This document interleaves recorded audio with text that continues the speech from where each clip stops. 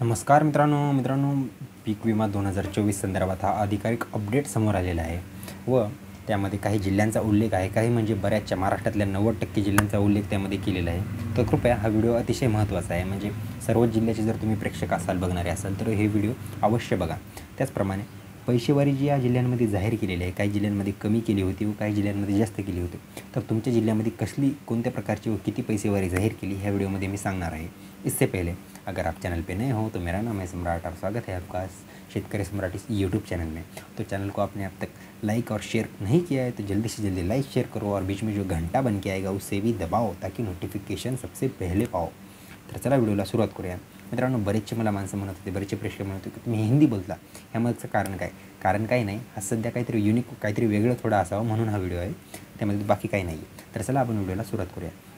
मित्रांनो, 2023-24मध्ये पावसात August September या कालावधीमध्ये शेतकऱ्यांचं बऱ्याच प्रमाणात नुकसान झालं, म्हणजे 50%पेक्षा जास्त शेतकऱ्यांचं उत्पन्नात नुकसान झालं व 50%पेक्षा जास्त उत्पादन हे झालं देखील नाही। पाहायला गेलं तर एका एकरमध्ये काय पाहायला गेलं तर खूपच कमी उत्पादन झालं व त्या कालावधीमध्ये विविध जिल्ह्यात अतिवृष्टी होणार व झाल्यामुळे शेतीचे मोठ्या प्रमाणात नुकसान झालं। तर काही जिल्ह्यात 50%पेक्षा जास्त पैशावाली जाहीर केली, त्याचप्रमाणे काही जिल्ह्यामध्ये 50%पेक्षा कमी पैसेवाली ही जाहीर करण्यात आली होती व ऑगस्ट सप्टेंबरमध्ये झालेल्या नुकसानीमध्ये विविध जिल्ह्यांचे मदत वितरीचे नुकसान झालेलं मदत वितरण हे करण्याचा गव्हर्नमेंटनं हे दिली, GR देखील काढला होता।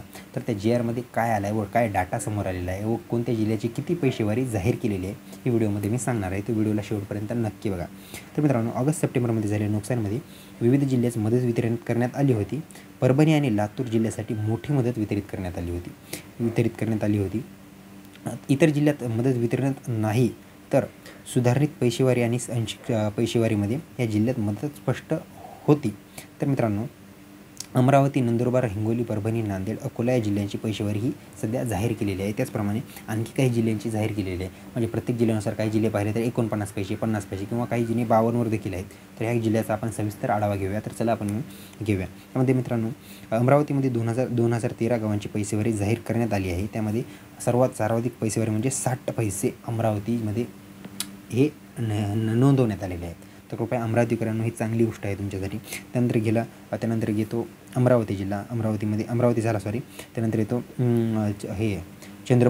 चंद्रपूरमध्ये 58 पैसे, धामणगाव रेल्वे 60 पैसे, नंदुरबार खांडेश्वर 58 पैसे, त्यानंतर मार्सी 59 पैसे, वरुड 55 पैसे, त्यानंतर अचलपूर 59 पैसे, त्यानंतर अंजनगाव सुरसी 54 पैसे, आर्णी 54 पैसे, चिखलदरा 54 पैसे।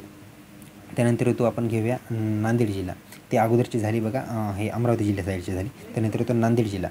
नांदेडमध्ये म्हणजे या साईडला पाहायला गेलं तर ॲव्हरेजपेक्षा थोडा रेशो कमी राहिला आहे पैशाचा, म्हणजे बघा नांदेड जिल्हा 48 पैसे, त्यानंतर येतो अर्धापूर 48 पैसे, हीच रेंज राहणार आहे, 48 ते 50च्या मध्येच आहे, याच्यानंतर कुणीही गेलेलं नाही। पण बाकी जिल्हे आहेत ज्यांचा हा रेशो थोडा जास्त आहे। त्यानंतर येतो अर्धापूर 48, कंधार 48, लोहा, भोकर, हदगाव हे सगळे 47, 48, 49 प्रामुख्याने 3, हिमायतनगर 48, किनवट 48, माहूर 48, देगलूर 49, मुखेड 48, त्यानंतर होतो नायगाव 48, धर्माबाद 49, उमरी 49, 50च्या वर तुम्ही 50 मारलेली नाही नांदेडकरांनो, ही गोष्टीची तुम्ही दक्षता असू द्या।